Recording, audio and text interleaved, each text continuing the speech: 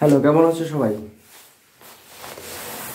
আজকে আমরা পড়ব বৈদেশিক সাহিত্য। বৈদেশিক সাহিত্যের উপরে লেখা কয়েকটা গ্রন্থ আর গ্রন্থকারের নাম, ঠিক আছে? তো গ্রন্থকারের নাম মেগাস্থেনিস কি লেখেন? ইন্ডিকা। মেগাস্থেনিস লেখেন ইন্ডিকা। প্লিনি লেখেন ন্যাচারাল হিস্ট্রি। ফাইয়েন লেখেন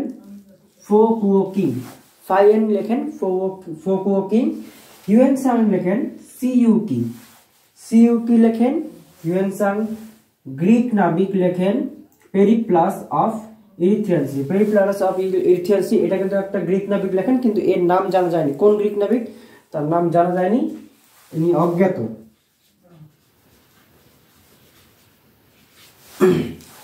গ্রিক নাবিক। তারপরে আমরা পড়ব হেকটিয়াস লেখেন এ সার্ভে অফ দ্য ওয়ার্ল্ড লেখেন হেকটিয়াস। লামা তারনাথ ভারতে বৌদ্ধ ধর্মের জন্ম। এটা একটা কিন্তু ধর্মগ্রন্থ, এটা একটা গ্রন্থ যেটা লেখেন লামা তারনাথ।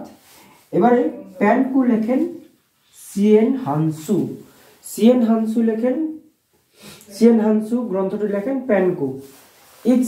ইৎসিং লেখেন কাউফা কাংসা। এটা কিন্তু একটা গ্রন্থের নাম।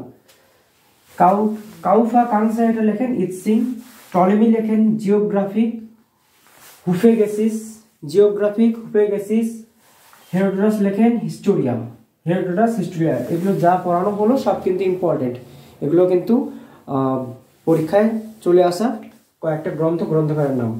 এরপরে আমরা পড়ব যে কোন পর্যটক কার আমলে এসেছিলেন সেটা পড়বো, ঠিক আছে? তো চলে যাই। এখন আমরা দেখব পর্যটকের নাম, আগত দেশ,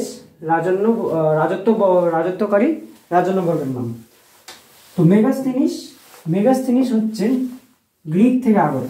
মেগাস্থেনিস এসেছিলেন গ্রিস থেকে, আর চন্দ্রগুপ্ত মৌর্যের আমলে কিন্তু মেগাস্থেনিস আসেন। তিনি গ্রিসের ছিলেন। ফাইয়েন চীন থেকে এসেছিলেন দ্বিতীয় চন্দ্রগুপ্তের আমলেই কিন্তু ফাইয়েন আসেন, যিনি চীন থেকে এসেছিলেন আমাদের ভারতে। হিউয়েনসাং ইনিও কিন্তু চীন থেকে এসেছিলেন হর্ষবর্ধনের আমলে হিউয়েনসাং আসেন, যিনি ছিলেন চীনের। সুলেমান আসেন আরব দেশ থেকে পাল রাজা দেবপালের আমলেই সুলেমান ভারতে আসে, যিনি ছিলেন আরবের। আল মাসুদি ছিলেন আরবের গুর্জর প্রতিহার বংশের রাজা। মহিপালের আমলেই কিন্তু আল মাসুদি ভারতে আসেন। তো এই ছিল আজকে এতটুকুই। নেক্সট দিন আরো নতুন কিছু নিয়ে তুলে ধরবো। তো তোমরা লাইক, শেয়ার, কমেন্ট করতে নিশ্চয়ই ভুলবে না। অবশ্যই সাবস্ক্রাইব করে রাখবে, নতুন আরো কিছু তথ্য পেয়ে থাকো। তোমাদের বন্ধুদের মধ্যে শেয়ার করতে নিশ্চয়ই ভুলবে না। Thank you.